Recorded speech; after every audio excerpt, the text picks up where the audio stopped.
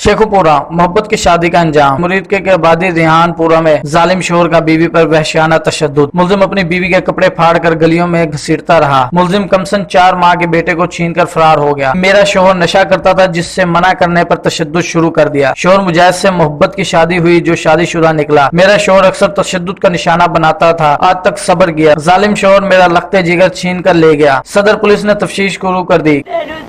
सख्त सजा दी जाए थे। मेरा बच्चा मैनू अज की तरीक च मेरा बच्चा चाहिए जे।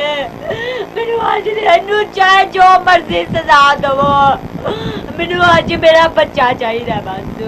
अच्छा, ये पहले भी आपको मारपीट करता था? पहले भी करता जे। 2.5 साल हो गए जे मैंने यह सलूक हुंदा जे पिया। मैं अपने माँ बाप नू नहीं दसदी, अज आक के मैं अपने माँ बाप नू दसिया जे। वो भी पता नहीं किन्ने फोन किया जे। मैं दिया कोई गल नहीं है।